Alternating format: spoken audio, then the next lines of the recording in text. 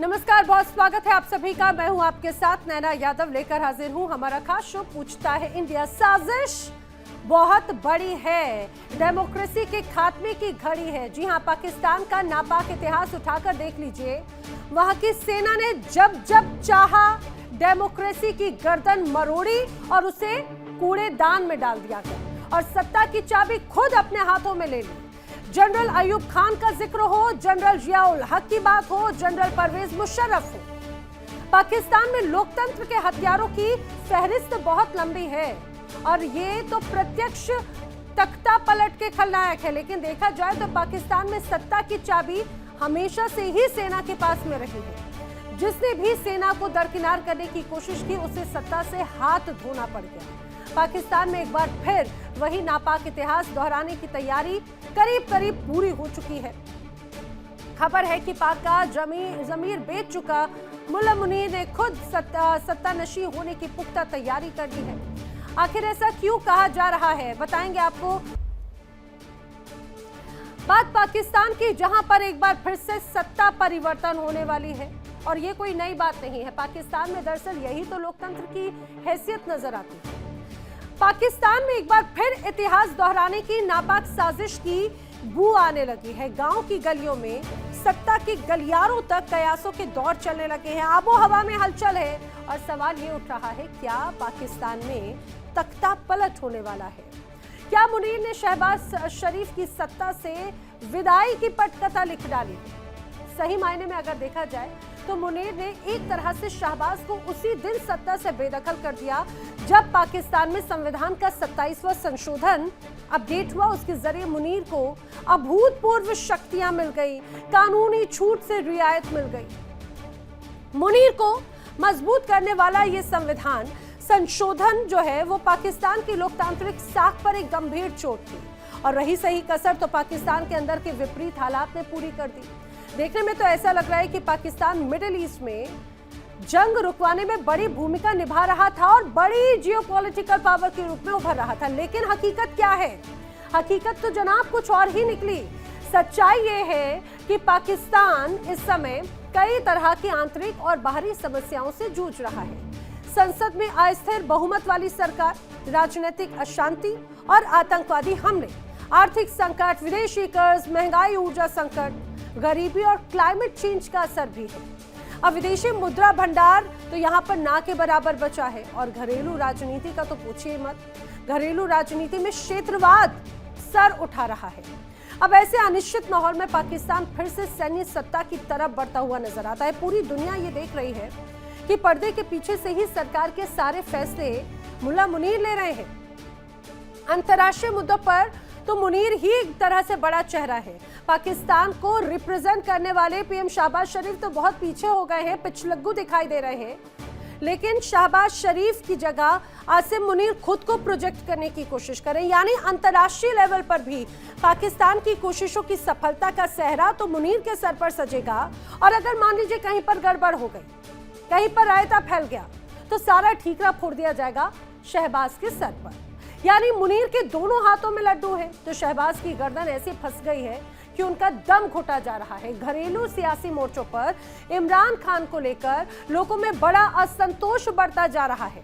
सत्ता में सेना की बढ़ती दखल अंदाजी ने लोगों को परेशान करके रखा है तो तालिबान से तनाव और बलूच के लड़ाकों का घातक वार भी शहबाज की सेहत बिगाड़ा है। जाहिर है मुनीर की पुख्ता प्लानिंग है कि शहबाज समस्याओं से इस तरह घिर जाएं कि सेना को बहाना मिल जाए और फिर वही शहबाज का वही हश्र हो जैसा हश्र हुआ 1958 में इस्कंदर मिर्जा का, 1977 में जुल्फिकार अली भुट्टो का, 1999 में नवाज शरीफ का जो हश्र हुआ वही 2026 में शहबाज शरीफ का हो जाए। कुल मिलाकर ये मान के चलिए कि पाकिस्तान में मुनीर दरअसल साजिश रच रहे हैं और साजिश का वो दरवाजा तैयार कर लिया गया है जिससे जल्द ही लोकतंत्र का एक बार फिर से जनाजा निकलने वाला है। आसिम मुनीर की सत्ता की जो भूख नजर आती है उस प्रवृत्ति की तुलना 1980 के दशक में जनरल जियाउल हक और 2000 के दशक के शुरुआती वर्षों में जनरल परवेज मुशर्रफ जैसे सैन्य शासकों से की जा सकती है। और देखा जाए तो इन तीनों चेहरों में कोई बहुत ज्यादा अंतर नहीं है, स्पष्ट समानताएं नजर आती हैं। जियाउल हक, मुशर्रफ दोनों ने संसद और अदालतों को दरकिनार कर दिया। अपना हुक्मनामा उन्होंने चलाया, फिर अपने प्रभुत्व को संस्थागत बनाने के लिए संवैधानिक संसाधनों का और संशोधनों का सहारा लिया गया। मुनीर पर्दे के पीछे से सत्ता को अपने हिसाब से चला रहे हैं और दुनिया को दिखाना चाहते हैं। दुनिया को दिखाने के लिए नागरिक नेतृत्व वाली व्यवस्था को काम करने के लिए लगा दिया गया है। लेकिन अब मुनीर इससे आगे भी पूरी तरह से पाकिस्तानी सत्ता का सर्वोच्च चेहरा बनने की फिराक में है। और वैसे भी ये पाकिस्तान के लिए कोई नई बात नहीं है। इतिहास गवाह है कि समय समय पर पाकिस्तान की सेना ने जब जब चाहा वहां की लोकतांत्रिक सरकारों को उखाड़ फेंका, हत्याएं कर दी गई। आखिर ऐसा हुआ कब है वो भी जल्दी से जान लीजिए। 1958 में सबसे पहले तख्ता पलट हुआ जब पाक के पहले राष्ट्रपति मेजर जनरल सिकंदर मिर्जा ने पाकिस्तानी संसद और प्रधानमंत्री फिरोज खान नून की सरकार को भंग कर दिया, देश में मार्शल लॉ लागू कर दिया। इसके साथ ही उन्होंने army commander in chief general Ayub Khan को देश की बागडोर सौंप दी और ठीक 13 दिनों के बाद ही अयूब खान ने तख्ता पलट करते हुए देश के राष्ट्रपति को पद से हटाया और खुद वो राष्ट्रपति बन गए। साल 1969 तक अयूब खान ही राष्ट्रपति के तौर पर रहे। पाकिस्तान में जो दूसरा तख्ता पलट हुआ वो आर्मी चीफ जनरल जियाउल हक ने किया था 4 जून 1977 को। उन्होंने देश के प्रधानमंत्री जुल्फिकार अली भुट्टो को पद से हटाया और खुद वो सत्ता पर काबिज हो गए। और समझिए भुट्टो को गिरफ्तार किया गया और बाद में तो 1979 में उन्हें फांसी तक दे दी गई, फांसी पर लटका दिया गया उसी अडियाला जेल में। और इस तख्ता पलट को ऑपरेशन फेयर प्ले के नाम से भी जाना जाता है। जियाउल हक का शासन पाकिस्तान में संविधान के परे इस्लामी कानूनों को लागू करने और पाकिस्तानी राजनीति में इस्लामी तत्वों को बढ़ावा देने के लिए जाना जाता है। 1988 में उनकी एक विमान हादसे में मौत हो गई, जिसके बाद चुनाव हुए बाकायदा। अब तीसरा तख्ता पलट भी जान लीजिए। तीसरा तख्ता पलट जनरल परवेज मुशर्रफ ने किया था 1999 में। नवाज शरीफ की निर्वाचित सरकार को हटा दिया, उखाड़ फेंक दिया और फिर खुद पाकिस्तान पर शासन करने लग गए। नवाज शरीफ को देश से निर्वासित कर दिया गया और 2008 तक परवेज मुशर्रफ का ही शासन चला। तो ये 3 अलग अलग ऐसे मौके रहे, लेकिन एक बार फिर से ये इतिहास दोहराया जाने वाला है, या ये कहा जा रहा है कि दोहराया जा रहा है। मिलिट्री कूप, साइलेंट कूप अब पाकिस्तान में हो चुका है। शहबाज शरीफ तो सिर्फ डमी पीएम बन गए हैं। बड़े सवाल, पाकिस्तान में एक बार फिर लोकतंत्र की हत्या होने वाली है। शहबाज शरीफ को हटाने का सीक्रेट प्लान पूरी तरह से तैयार है। क्या मुनीर आपदा में अफसर ढूंढ रहे हैं? ये वो तमाम बड़े सवाल जो लोगों के जहन में हैं। करेंगे चर्चा। खास मेहमानों का पैनल मेरे साथ कनेक्ट हो रहा है, जल्दी से आपको मिलवा देती हूँ। रक्षा विशेषज्ञ retired major general Anuj Mathur ji मेरे साथ कनेक्ट हो रहे हैं। रक्षा विशेषज्ञ रिटायर्ड कैप्टन आई सिंह भदौरिया जी मेरे साथ में कनेक्ट हो रहे हैं। मेरे साथ अमेरिका से जर्नलिस्ट अहमर मस्तिकान कनेक्ट हो रहे हैं। मेरे साथ पाकिस्तान से मेजर शेख नदीम बतौर रक्षा विशेषज्ञ कनेक्ट हो रहे हैं और पाकिस्तान से ही पीएमएलएन के नेता डॉक्टर इरशाद अहमद भी मेरे साथ इस चर्चा में शामिल हैं। आप सभी इस खास मेहमानों का इस पूरी चर्चा में बहुत बहुत स्वागत है। मैं अनुज माथुर जी का रुख करूं, लेकिन उसके पहले मैं चाह रही हूँ इरशाद जी से मैं इसका जवाब ले लेती हूँ, क्योंकि अनुज माथुर जी ने तो कल मुझे पूरा एक तरह से ABCD बताई थी। इरशाद जी से जरा समझ लेती हूँ पहले। इरशाद जी, आखिर क्या हो रहा है आपके देश में? एक बार फिर से हम तो उम्मीद जता रहे थे कि आजादी के लगभग 80 साल होने को आए हैं तो शायद लोकतंत्र स्थापित होगा, कोई तो प्रधानमंत्री ऐसा बने जो शायद 5 साल पूरा कर पाए। लेकिन यहाँ पर तो शहबाज शरीफ फिर सिर्फ डमी पीएम बनते हुए नजर आ रहे हैं। बड़ा खेला तो कर दिया है आसिम मुनीर ने। बहुत शुक्रिया जी। मैं आपसे अर्ज करूंगा, आपने मुझसे सवाल किया कि पाकिस्तान में क्या हो रहा है। पाकिस्तान में एक इतना अजीम कारनामा हो रहा है कि पूरी दुनिया की जंग को रोका गया। पूरी दुनिया में अजीम से अजीम तर बन के पाकिस्तान सामने आया। और जो प्रोपेगेंडा आपने आज चलाया, ये तो मैं बड़ा हैरान कुन, मेरे लिए बड़ी हैरान कुन बात है कि आप कह रहे हैं कि मेरे अजीम वजीर आजम पाकिस्तान मियां मोहम्मद शहबाज शरीफ साहब की हुकूमत खत्म होने जा रही। मैं ये कह रहा हूँ कि ये हुकूमत इतनी अजीम बनने जा रही है, इतनी अजीम बनाया इन दोनों ने मिलकर के, वजीर आजम पाकिस्तान मियां मोहम्मद शहबाज शरीफ साहब ने और मेरे फील्ड मार्शल हाफिज आसिम मुनीर साहब ने इसको इतना ताकतवर मुल्क बनाया।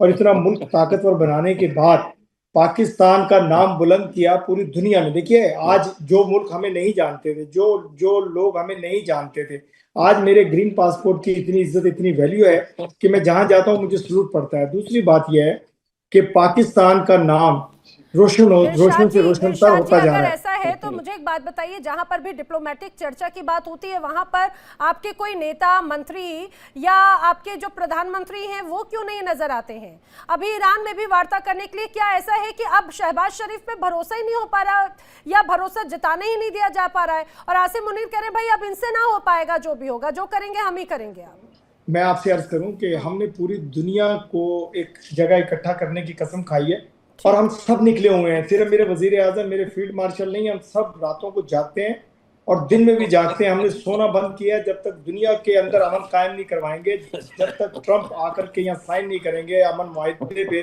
आप देखते जाइए, बहुत सारे मस्खरे हैं जो मस्खरापन उनका खत्म हो जाएगा। चंद दिनों की बात है। मैं ये कह रहा हूँ कि आप 2 से 4 दिन ठहरिए, पाकिस्तान में कितना अजीम कारनामा हम लोग करने जा रहे हैं और जो दुनिया देखेगी और हैरान भी हो रहे हैं लोग। आपने कोशिश की, इसमें कोई शक नहीं, efforts always matters, but effect जो ये कहा जाए कि हमेशा एफर्ट से उनके पीछे की मंशा क्या होती है। जल्दी से मैं अब अनुज माथुर जी से समझने की कोशिश कर रही हूँ। अनुज सर, हम कल भी चर्चा कर रहे थे, हम पहले भी चर्चा कर रहे थे कि मिडिल ईस्ट में शांति बहाल होनी चाहिए, अल्टीमेटली उद्देश्य ये होता है, लेकिन इस पाक उद्देश्य के साथ में नापाक की जो पाकिस्तान की जो हरकतें और इच्छाएं सामने आ रही हैं वो पूरी दुनिया के सामने आ जाती हैं। और यही बात है, पाकिस्तान में एक बार फिर से मिलिट्री कूप हो रहा है।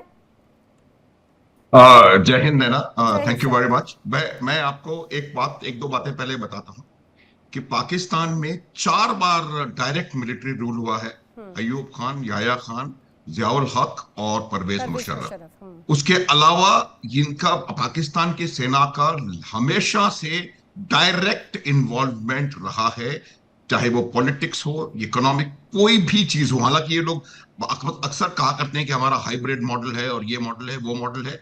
क्या मॉडल है वो सब जानते हैं। तीसरी बात, मैं आपको एक छोटी सी चीज याद दिलाना चाहता हूं कि जब जुल्फिकार अली भुट्टो का वो शपथ ग्रहण हो रहा था तो कराची में एक ग्राफिटी लगी हुई थी और उस ग्राफिटी में लिखा हुआ था कि we are sorry for a brief democratic interruption and the martial law will be resumed सून।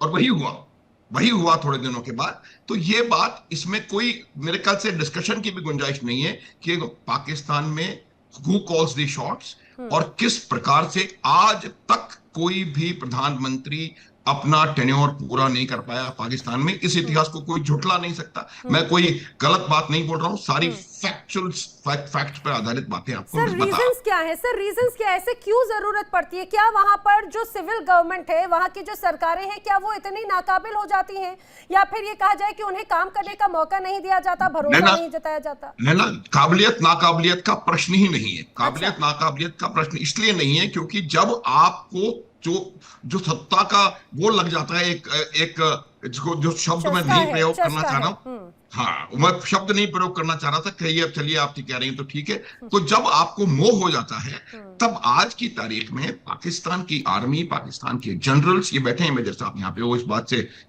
मेरे से सहमत होंगे और नहीं होंगे तो शायद वो गलत कह रहे होंगे। वो इस बात को जानते हैं कि कैसे पाकिस्तान में चीजों को मूव करना है, चाहे वो कॉमर्स हो, इकोनॉमिक्स हो, डिप्लोमेसी हो, पॉलिटी हो, कुछ भी हो, हर चीज में पाकिस्तान की सेना का पूरा कंट्रोल है। दखल नहीं कह रहा हूं मैं, दखल अलग शब्द होता है, कंट्रोल अलग शब्द होता है। ये बात मैंने पहले भी कई बार कही है। ये लोग फिर कहेंगे कि वो अपना रटा रटाया ये पुराना बोल रहे हैं, इनका भी ये रटा रटाया डायलॉग है, हमारे मेजर साहब जो बैठे हुए हैं यहाँ पे। तो मैं ये कह रहा हूं कि हर दुनिया के हर देश में सेना होती है, हर देश के पास सेना होती है। पाकिस्तान एक ऐसा अजूबा है जहां सेना के पास एक देश है। कोई, मुझे इसमें संदेह नहीं है, कोई संशय नहीं है। कितने भी बात आप करेंगे मैं आपको पूरे फैक्चुअली बता दूंगा और आज ये चीज नजर आ रही है, सबको दिखाई दे रहा है ऑन फोर फ्रंट में। एक सेकंड प्लीज, शांति रखिए। आप जवाब बोल रहे, मैं बिल्कुल आप शांत रहें। कहाँ है उपेंद्र साहब? कहाँ है आपकी सेना? कहाँ है उपेंद्र साहब? अरे आप प्लीज उपेंद्र साहब से बात। आसिफ मुनीर साहब पूरे दुनिया के नक्शे पे नजर आ रहे हैं। आप नक्शे पे साहब कहाँ है? जरा उनकी लोकेशन तो पूछें। आप एक मिनट मेजर साहब शांति रखें। आपको मौका मिलेगा बोलने का। और उपेंद्र साहब नहीं है वो, उपेंद्र, हाँ आप एक तो अपनी अंग्रेजी हिंदी ठीक कर लें। और भारतीय सेना का अध्यक्ष मेजर साहब, आप एक मिनट आसिम मुनीर को छोड़ो यार, मुल्ला सबसे उसको छोड़ो ना। चलो उपेंद्र को पकड़ लें, उपेंद्र आप छोड़ो यार उसको, बात सुन नहीं रहे हो आप। आप उपेंद्र, आप उसको छोड़िए। अरे यार उपेंद्र साहब को भी छोड़ देता हूँ, उपेंद्र साहब को पकड़ ली। आप राजनाथ सब 1 मिनट बाद शांत। मेजर साहब प्लीज प्लीज प्लीज, तो इस वक्त आप शांत रहेंगे क्या? आप please will you listen to me यार। Naina, this is no bloody way. सवाल पूछूंगे, आप जवाब दे दीजिएगा। पहले नैना माथुर जी की बात पूरी हो जाने दीजिए जी। और मैं इनको समझा दूं। मेजर शेख नदीम सर, आप बात पूरी कीजिएगा। मेजर शेख नदीम, जो पाकिस्तान का पर्सनल इंटरेस्ट, ये आप कह रहे हैं ना कि पूरी दुनिया पे नक्शे पर नजर आ रहा है, वो पर्सनल इंटरेस्ट नजर आ रहा था, मिल गए ना एक बार फिर से सऊदी अरब से पैसे, डूबती नैया को तिनके का सहारा वाली बात जी। माथुर नैना, इनकी सेना की जो डिसिप्लिन है वो दिखाई दे रहा है कि क्या इनकी सेना है। बेशर्म लोग हैं ये। मैं आपको बता दूं, भारतीय सेना के सेनाध्यक्ष का काम भारत की सेना की, भारत देश की सुरक्षा करना है, ना कि पूरी दुनिया में जाकर के दुम हिलाना और दुनिया से जो काम दो पॉलिटिशियन का होता है वो काम करना। जो उपेंद्र की बात कर रहे हो ना, अगली बार मौका लगेगा तो उपेंद्र आपको आपके घर में आके दिखाएगा वो कहां पर है। शांत रहें आप प्लीज। और ये काम सेनाध्यक्ष का नहीं होता कि आप जाकर के पूरी दुनिया में चक्कर काटते रहें और दुम हिलाते रहें और कभी वो जो बलोचिस्तान के रेयर अर्थ को बेचें जाकर के और कभी अपनी सेना को गिरवी रखें सऊदी अरब में। हमारे यहाँ होता है सर, हम हर चीज वही मैं कह रहा हूँ यार। आप क्या होता है, ये क्या बात है? मेजर नदीम, वही मैं कह रहा हूँ। तो आप क्या होता है तो हम भी करें। आप क्या तो पता नहीं क्या क्या होता है सर, आप क्या तो पता नहीं क्या क्या होता है, आपको भी पता है क्या क्या होता है। मेजर नदीम, आप होता है जो आप क्या होता है।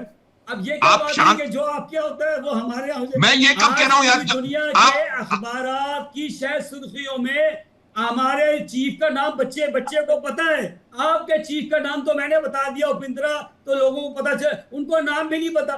पूरी दुनिया में आपके तो army chief, naval chief, major Nadeem साहब, उसकी जरूरत नहीं है। इसका काम होता है वो अपना पूरी दुनिया की सुर्खियों में है। जो सेना का काम होता है। हमारे यहाँ, एक मिनट, हमारे यहाँ सेना सब्जी नहीं उगाती, साबुन नहीं बनाती, तेल नहीं बेचती। ये तुम्हारा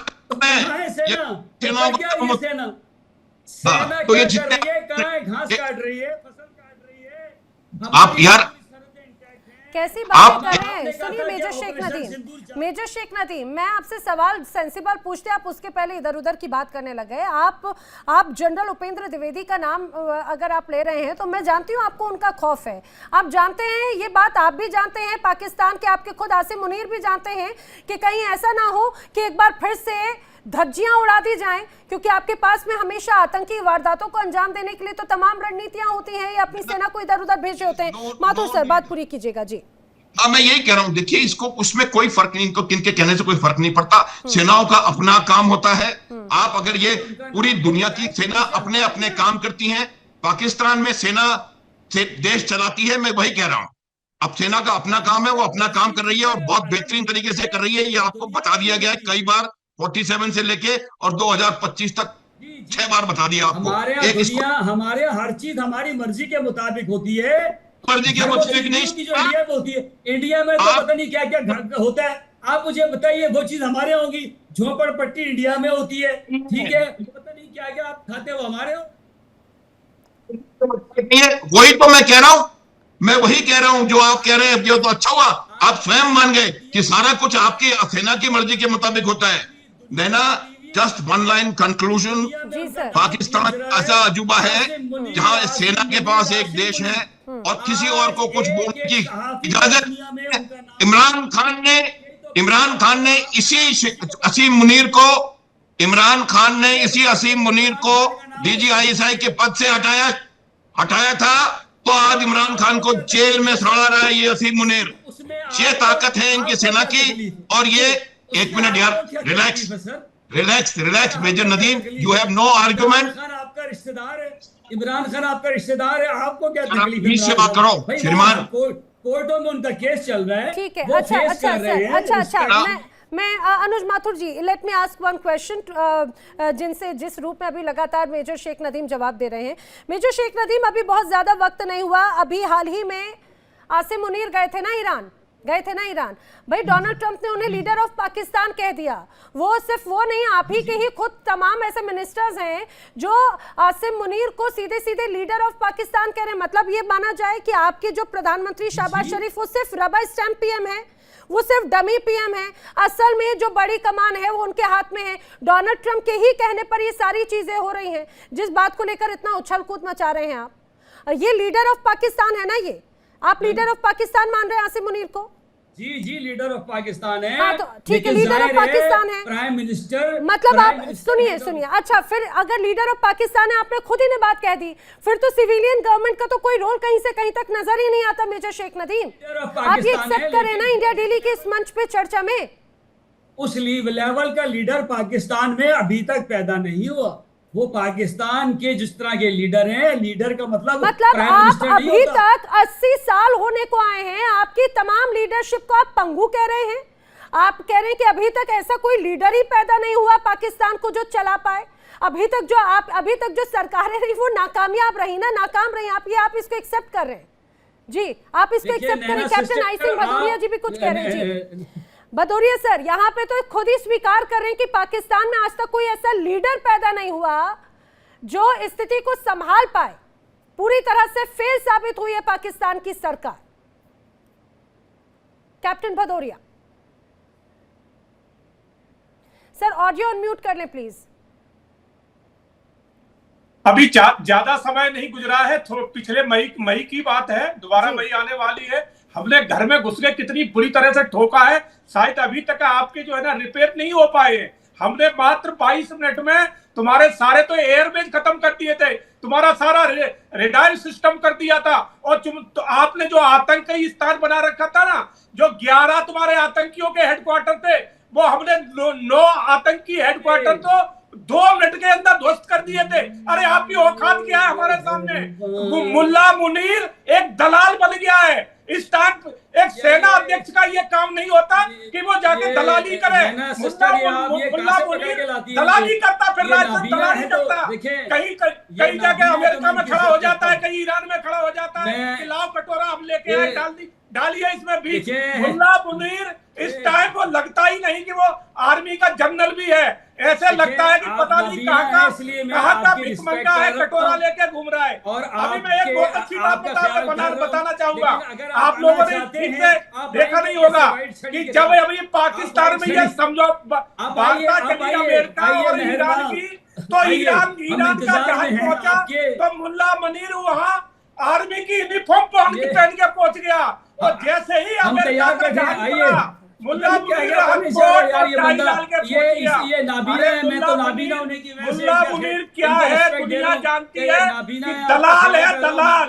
पाकिस्तान को खोखला कर रहा है, पाकिस्तान को बेच रहा है मुल्ला मुनीर। इससे ज्यादा उसकी औकात नहीं है। पाकिस्तान से कुछ भी करें हम, हमारा पाकिस्तान है, हमारा पाकिस्तान है। आपको क्या तकलीफ है? आप अपनी आंखों का इलाज कराएं यार जाके, और नहीं है तो मैं पैसे दे देता हूँ आपको इलाज कराने। मेजर शेख नदीम, हाँ मैं जानती हूँ पाकिस्तान की सेना के पास में भ्रष्टाचार वाले बहुत पैसे हैं, लेकिन सुनिए आप मुझे एक बात बताइए। आप कह रहे हैं कि हमें क्या लेना देना? अरे पाकिस्तान को बेच खाया है जनाब आपकी तमाम सरकारों ने। आपने इस बात को एक्सेप्ट किया है कि आपके सारे के सारे नेता जो अभी तक रहे हैं अस्तित्व में, वो 0/सन्नाटा रहे हैं, 0 रहे हैं। और जिसने बेच खाया आप ये चिंता कर रहे हैं? अहमद मस्ती खान जी, हमेशा हर बार पाकिस्तान का सौदा कर दिया गया। सरकार जो बड़े सत्ता में रहे, जो बड़े अधिकारी रहे, वो सब मलाई खाते रहे। बलूचिस्तानियों का किसी ने नहीं सोचा, आम जनता का किसी ने नहीं सोचा। और अभी भी पूछ रहे हैं हमारा देश, हम कुछ भी करें, हमें बेचना है हम बेच देंगे। हाँ, हमारा देश हम जो मर्जी। शर्म भी नहीं आती आपको ऐसा बोलते हुए मेजर शेख नदीम? ये मस्ती खान को क्या मस्ती है मतलब? और ये इनकी आंखों का इलाज मैं करा सकता हूँ, मैं पैसे भेज सकता हूँ। अरे दिमाग का इलाज कराइए, जुबान का इलाज कराइए। कारगिल में मेजर शेख अहमद मस्ती खान जी, पाकिस्तान का अलमिया यही रहा है कि इनके फौजियों ने ब्लडी सिविलियंस के लिए, इनके फौजी का कहना है कि ब्लडी सिविलियंस। आज पूरे दुनिया के आगे आश्कारा है कि पाकिस्तान में फौजी राज है, इसमें कोई शक नहीं है। फवाद चौधरी जो पहले इनके वजीर थे, फौजी इनके राज अपने कर रहे हैं, ये बोले जो फौजी राज है कर रहे हैं करीब सब। है इनके एस्टेब्लिशमेंट के, उन्होंने खुलकर कहा है कि इसमें कोई शक नहीं है कि इस वक्त डिफैक्टो रूलर पाकिस्तान के आसिम मुनीर हैं।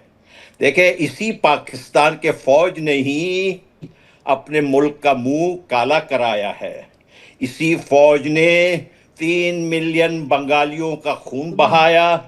इसी फौज ने जो बैक लाल किए बंगाली ना, इसलिए औरतों तुम्हें के काला नजर आ रहा है 2.5 सब। लाख औरतों तुम्हारी के बैक लाल किए, मार रेप मार के किया। डंडे। यही वो फौज है मस्ती जो खान, आज भी तेरी बैक बलूचिस्तान लाल है, में यहाँ डंडे मार मार वॉर के लाल किए क्राइम्स हमने। कर रही फौज है। ने। यही फौज है जिसने इसलिए आज तुझे से सारे 1 लोग महीने काले पहले नजर आ रहे, काबुल तुम्हारी में आंखों जाकर में मोतियां उतर रहे हैं। बम्बार्डमेंट करके तो 400 सारे नाबीना लोग यही आप। रमजान के महीने में इसका इलाज 400 कराऊंगा। मुसलमानों का कत्ल किया। अच्छा देखिए, ये सुनिए, अच्छा पाकिस्तान अहमद एक मस्ती बहुत खान जी, बड़ा अहमद फ्रॉड। मस्ती खान जी, अगर पाकिस्तान की सेना इतना काम करे, मेजर शेख नदीम ने कहा कि जो तमाम नेता हैं वो शून्य रहे हैं, वो जीरो रहे हैं, ऐसा नेता आज तक कभी पैदा ही नहीं हुआ पाकिस्तान में जो उनका उद्धार कर पाए। अगर सेना इतनी काबिल है तो बलूचिस्तान की जनता आखिर पाकिस्तान की सेना से क्यों इतनी चिड़ी हुई है? क्यों खैबर पख्तूनख्वा की जनता उन्हें अपने हिस्से में आने नहीं देना चाहती? क्यों बलूचिस्तानी बार बार अब वहां पर बैरियर लगाकर रखे हैं कि भाई यहां पर पाकिस्तान की सेना का कोई नुमाइंदा एंट्री ना कर पाए?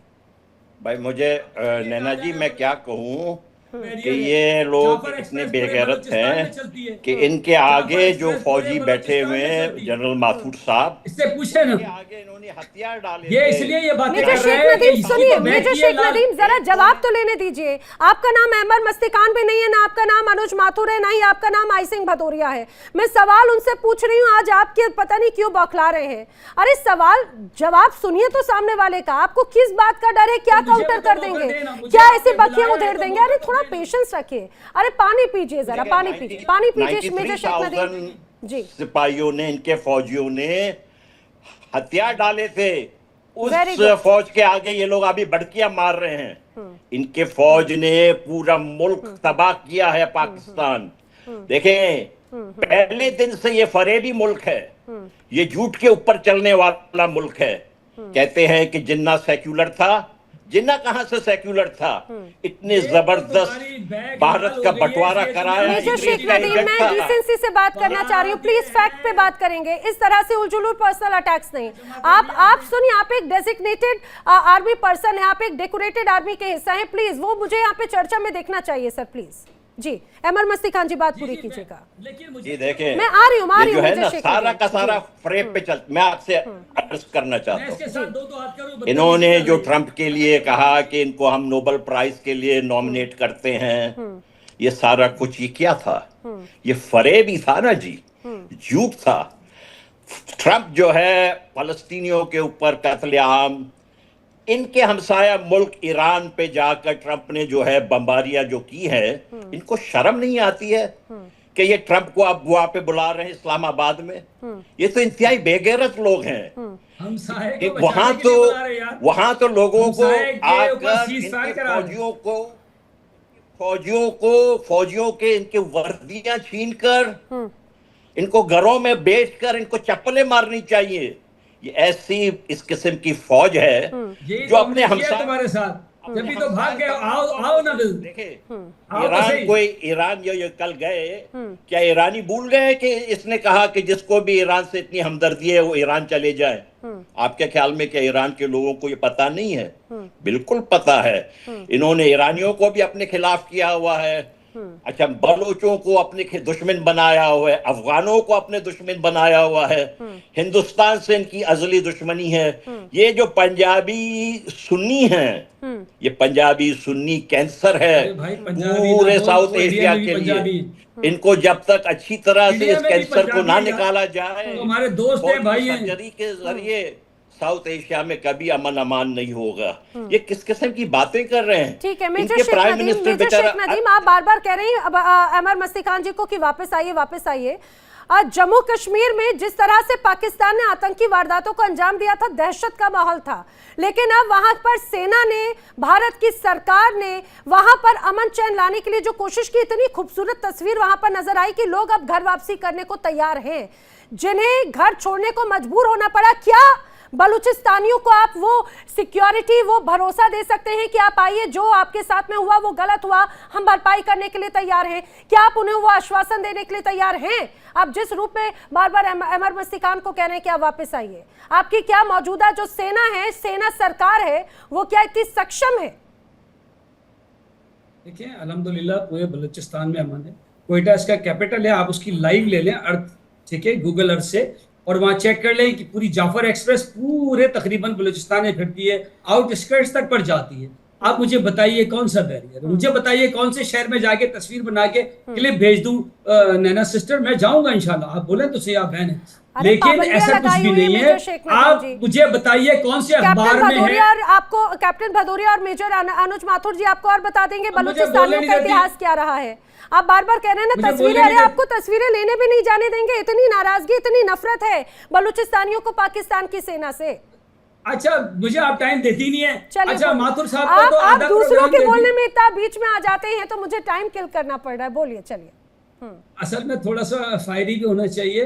मैं सर माथुर से जो है ना बहुत रिस्पेक्ट के साथ, इनकी मैं बहुत इज्जत करता हूँ, और हर प्रोग्राम में ये मुझे शटअप कॉल भी देते हैं। मैं कभी इनकी किसी बात का बुरा नहीं मानता, मुझे अपना पॉइंट ऑफ व्यू देना होता है सर, और वेरी रिस्पेक्टफुली। मैंने कभी आपके साथ कभी भी सवाल ही नहीं पैदा होता, ना ऐसी कोई चीज होगी, नेवर, ठीक है। I respect you, you are my senior, ठीक है, और मैं हर प्रोग्राम के स्टार्ट में सलूट भी करता हूँ, जब प्रोग्राम खत्म होता है तो सलूट भी करता हूँ। जी जी जी, तो माइंड मत कीजिएगा। मैं ये जो बात कर रही है मैं इसकी जवाब देता हूँ कि you go to every nook and corner of every Balochistan border outskirt, ठीक है, we have got the coastal highway, बिल्कुल पूरी बलूचिस्तान की जो समंदर के साथ साथ है। You go to any area and you just ask me to go to any area and get any clip, sir, I will come and show you, and you show me any clip in any newspaper where there is the curfew enforced in any part of the Balochistan. आप मुझे बता दीजिए, पूरी दुनिया में कहीं खबर दिखा दीजिए। मस्ती खान जैसे लोग ये वो हैं जो टेररिस्ट हैं, ये आपके लिए भी टेररिस्ट है, हमारे लिए भी।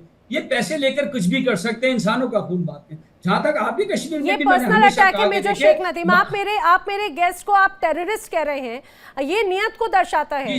ये बिल्कुल एक्सेप्टेबल नहीं है। नहीं, ये बिल्कुल एक्सेप्टेबल नहीं है। क्या इस तरह के कोई आदेश है?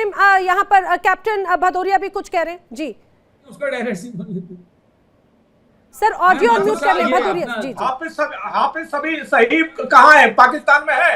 अरे पाकिस्तान तो पूरा टेररिज्मों का देश है। पाकिस्तान में और है क्या तुम्हारे पास? टेररिज्म के अलावा तुम्हारे पास बचा क्या है? इंडस्ट्रियल तुम्हारे पास अच्छी नहीं है, स्वास्थ्य सेवा तुम्हारे अच्छी नहीं है, एजुकेशन आपकी अच्छी नहीं है। आपके पास अगर कुछ है तो टेररिज्म है, टेररिज्म है, इसके अलावा कुछ नहीं है।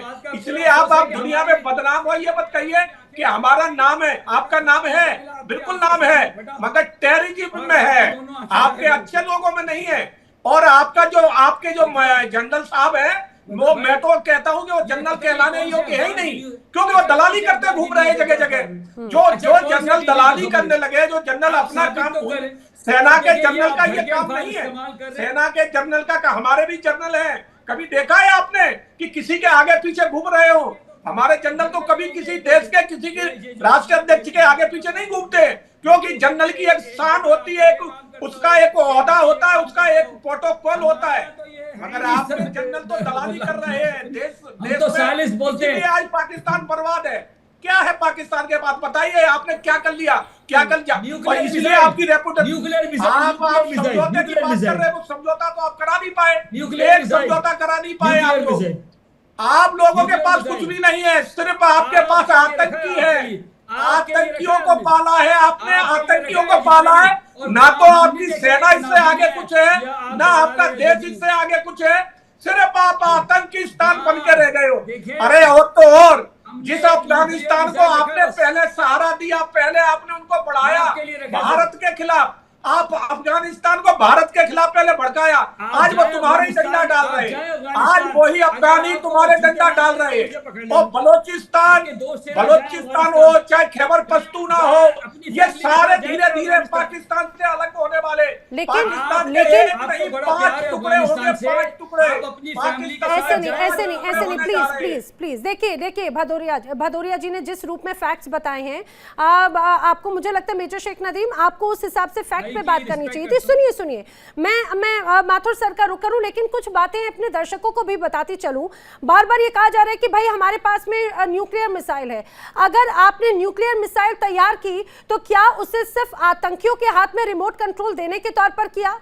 क्या आपकी 80 साल की लगभग आपका देश होने वाला है, इस बीच आपने अपने देश को एक प्रॉपर डेमोक्रेसी तक नहीं दी, आपने अपनी आवाम को नौकरियों की व्यवस्था तक नहीं दी, आपने उनके जीवन यापन को दुरुस्त करने के लिए कोई रणनीति नहीं बनाई।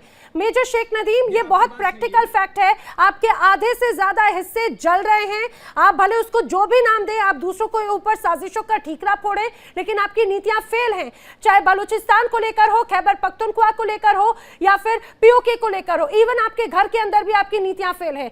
जी अनुज माथुर जी। देखिए नैना, मैंने आपको उस दिन जब बातचीत चल रही थी तो मैंने आपको तुरंत स्टैटिस्टिक्स भेज दी थी। जी। जब ये कह रहे थे कि पाकिस्तान जो है वो ये है वो है, 47% पाकिस्तान बिलो पॉवर्टी लाइन रह रहा है आज की तारीख में, 47% आधा पाकिस्तान। तो ये इसको ये समझने की आवश्यकता है। बात इस समय मुद्दा इस बात का है ही नहीं क्या है, हम तो साधारण बात कर रहे हैं, अर्थव्यवस्था क्या है। आज यूएई ने आपसे लोन वापस मांग लिया तो आपको अपने सेना सऊदी अरब भेज करके और वहां से 3 अरब का लोन लेकर के आना पड़ा। तो ये आप इसको स्वयं देखिए, हमें कोई अंतर नहीं पड़ रहा है उससे। आप उसको स्वयं देखिए क्या परिस्थिति है, किस प्रकार से क्या अर्थव्यवस्था है आज की तारीख में, क्या इन्फ्लेशन है, क्या फॉरेक्स रिजर्व्स हैं, क्या आपके सर हमारे ऊपर 138 बिलियन डॉलर का कर्जा है सर। आप जो जीडीपी बता रहे हैं वो जीडीपी पर कैपिटा बताएं, GDP per capita correct living standard बताइए। देखो मेजर नदीम नॉमिनल उस दिन भी यही बात कर रहे थे। मैंने तुरंत उसका मैंने जवाब आपको दे दिया था, तुरंत उसका जवाब मैंने आपको दे दिया था। जिस देश में 47% जनता बिलो पॉवर्टी लाइन है और भारतवर्ष में 3.5% जनता बिलो पॉवर्टी लाइन है, वो दैट सम्स अप। आपको ये जो हर बार लोन लेने की आवश्यकता पड़े, आप कोई फर्क नहीं पड़ता आपके कहने से major Nadeem, it makes no difference. आज भारत जो है वो भारत आज भी श्रीलंका को, बांग्लादेश को, नेपाल को तेल भेज रहा है, ऑयल। आप देख लीजिए, इसको फिर छोड़िए। और अभी सवाल आपस में कंपैरिजन का मैं नहीं कर रहा हूं। आप एक बात सुन ले मेरी बात सुन ले। जो लोगों की जो लिविंग कंडीशंस की बात हो रही थी, मैं वही कह रहा हूं। कीमतों की बात है वो आप देख लीजिए। $1 कितने रुपए में आ रहा है आपका, $1 कितने रुपए में आ रहा है हमारा, वो देख लीजिए। और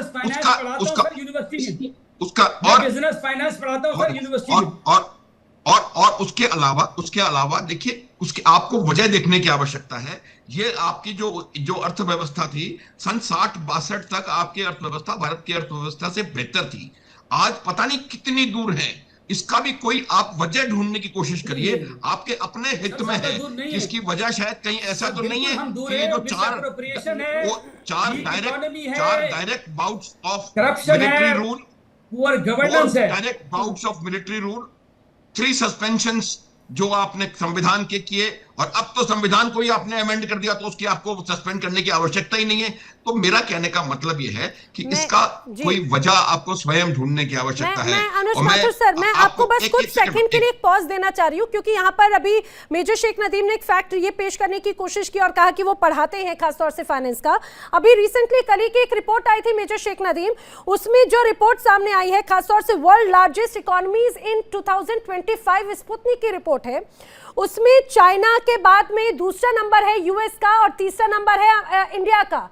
और मैं आपको बताती चलूं, और जो रिपोर्ट सामने आई है उसके अनुसार कि जो अभी तमाम परिस्थितियां हैं उसमें ग्लोबल साउथ एशिया में सबसे बड़ा हिस्सा तो इंडिया ही नजर आता है, पाकिस्तान दूर दूर तक नहीं है। सर आप जो पढ़ाएंगे उसमें ये फैक्ट भी शामिल कर लीजिएगा। Mathur sir please to be continue. मैं यही कह रहा था कि आपको इसका रीजन ढूंढने की जरूरत है। आज किस प्रकार से वहां पर सिचुएशन, इकोनॉमी, देखिए मेजर नदीम, आप होंगे, आप बहुत बड़े इकोनॉमिस्ट हैं, मैं मानता हूं, मैं तो इन्फेंट्री का सोल्जर हूं। मैं इन्फेंट्री का सोल्जर हूँ और मुझे पता है क्या काम है मेरा, मैं अपने आप अच्छे तरह से वो कर सकता हूँ, उसको आप छोड़ सकते हैं। लेकिन मैं आपको इतना बताना सीनियर इज इंजीनियर, आपको आपके आगे हम खामोश हो जाते हैं, आपके आगे हम नहीं बोल सकते, आप सीनियर हैं, आप इंजीनियर हैं, बिल्कुल। लेकिन सर आप जब बोलते हैं तो मुझे भी तो सवाल तो करने देना ही तो। नहीं, आप करिए सवाल। मैंने आपको मैं कभी कुछ नहीं कहता हूँ। देखिए, आप बिल्कुल कभी कोई अपशब्द में इस्तेमाल नहीं करता हूँ, कभी मैं गलत बात नहीं करता हूँ, मैं सिर्फ आपको तथ्य बता रहा हूँ। और उसके लिए आपको स्वयं आवश्यकता है इसके जड़ तक जाने की। वो जो ग्राफिटी वहां पर कराची में थी, उसकी भी वजह आपको ढूंढने की आवश्यकता है। कब वहां पर डेमोक्रेसी रही है, कैसे आप जमहूरियत की हम लोग वहां पर बात करते हैं, क्या आपके तीनों अपने नेबर्स के साथ कैसे रिलेशनशिप हैं, भारत के साथ, अफगानिस्तान के साथ, ईरान के साथ। आप इस प्रकार की परिस्थिति जब करेंगे तो आपकी अर्थव्यवस्था भी प्रभावित होगी।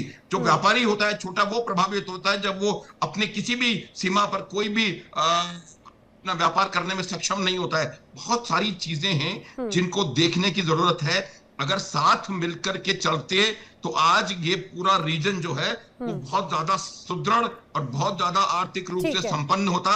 ये साउथ एशिया जो एक जमाने में भारत था, वो एक बहुत ज्यादा साधन संपन्न एरिया है, साधन संपन्न। इसको हमने कैसे खराब किया है, ये सोचने की आपको आवश्यकता है। और बड़ी तकलीफ होती मेजर शेख नदीम। देखिए जी अहमद मस्तिकान जी का भी मैं रिएक्शन लूं, लेकिन मैं मेजर शेख नदीम कुछ कह रहे थे, उनका एक बार रिएक्शन ले लेती हूँ। मेजर शेख नदीम जी, बड़ी तकलीफ होती है, आप पड़ोसी मुल्क है, लगभग दोनों देश साथ में बने, साथ में उदय हुआ, लेकिन रफ्तार एक ने बहुत धीमी, क्योंकि आतंकी गतिविधियों का वो हिस्सा बन गया, और एक आज मेक इन इंडिया की बात करता है, पूरी दुनिया में सबसे मजबूत एक पोजीशनिंग को होल्ड करता है। आपने कहा कि भाई भारत के ऊपर ज्यादा कर्जा है, उस कर्जे को पाटने के लिए किसी दूसरे देश पे जाके कटोरा लेकर नहीं जाते, आईएमएफ के ऊपर डिपेंडेंसी नहीं होती, उन सारी चीजों को मेंटेन करने के लिए खुद की क्षमताओं पर निर्भर होता है हिंदुस्तान। जी, ये अच्छी बात है, बिल्कुल अच्छी बात है। ये जो बातें आपने की बिल्कुल अच्छी बात है, और जनरल साहब ने भी जो बातें की है बिल्कुल सही है कि वो हमें करनी चाहिए, तो इंशाल्लाह हम उस पर अमल करेंगे।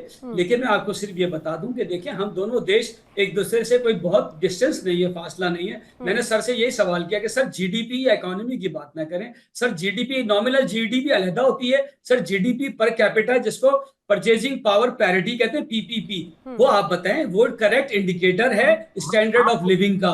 आप देखिए कि जो दुनिया के रिच कंट्रीज है उसमें आपका क्या नंबर है, मुझे बोलिए।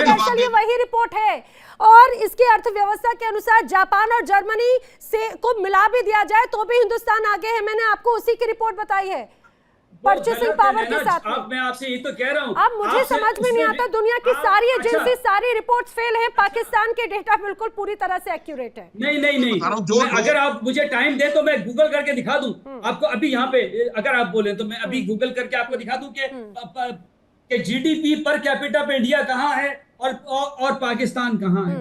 हम जीडीपी पर कैपिटा की बात कर रहे हैं, आप बात कर रही है जीडीपी नॉमिनल। आप ये भी फैक्ट निकालिएगा, आप देख लें, गूगल कर लें आप खुद। सर आप बोलने देंगे या मैं चले जाऊं? नहीं, बोलिए। मुझे थोड़ा सा बोलने देंगे या मैं एग्जिट कर जाऊं यहाँ से? बोलिए। जी, मैं बहुत शुक्रिया। देखिए, ये पाकिस्तान जो है एक ट्रेजी कॉमेडी है, ये कोई रियासत नहीं, ट्रेजी कॉमेडी है, इसमें कोई शक नहीं है।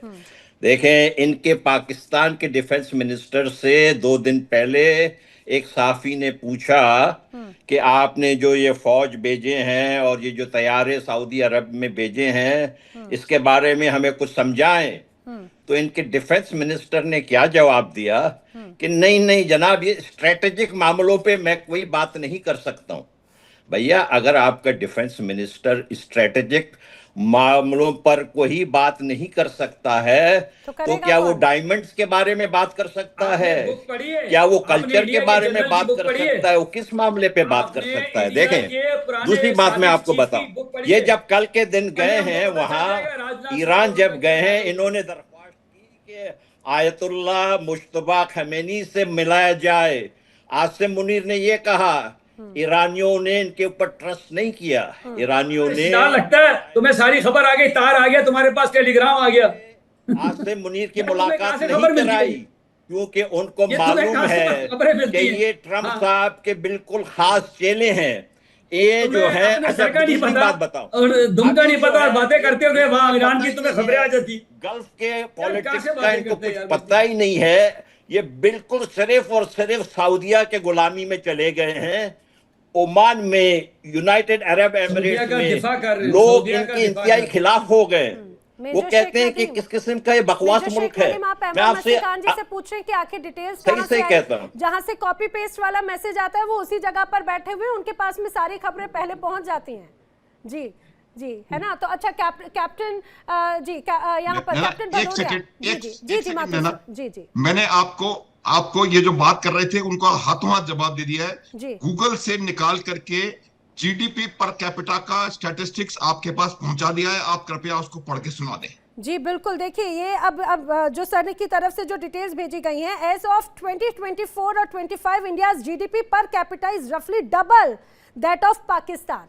अब ये तो हमारे पास में जो गूगल की तरफ से इंफॉर्मेशन आ चुकी है। मेजर शेख नदीम, आप भी गूगल कर लीजिएगा, यहाँ पर एक्सपोज हो उससे बेहतर है। मैं एक लास्ट रिएक्शन ले रही हूँ कैप्टन भदौरिया जी से। जी सर, क्या पाकिस्तान में अब एक बार ये कहा जाए मिलिट्री कूप हो रहा है, जो साइलेंटली नजर आ रहा था अब वो पूरी तरह से पावर में नजर आ रहा है?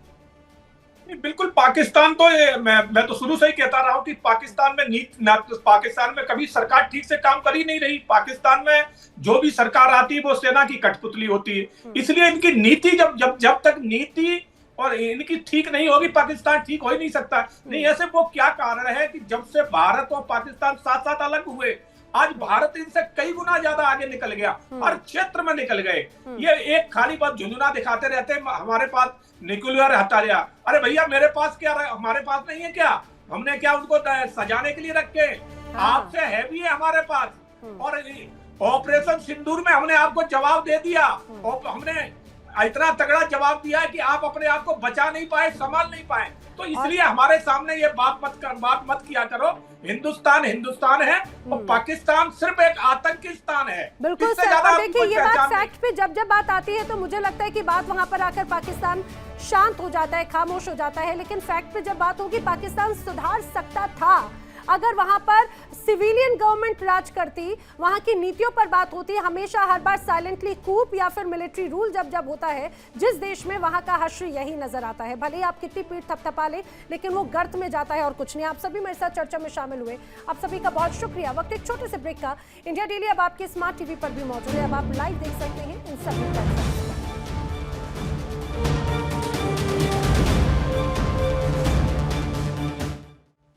देखिए इंडिया डेली 24/7 अब आपके स्मार्ट टीवी पर। इंडिया डेली मौजूद है सभी डिजिटल प्लेटफॉर्म पर लाइव और लगातार। इंडिया डेली 24/7 हर दिन राष्ट्र को समर्पित।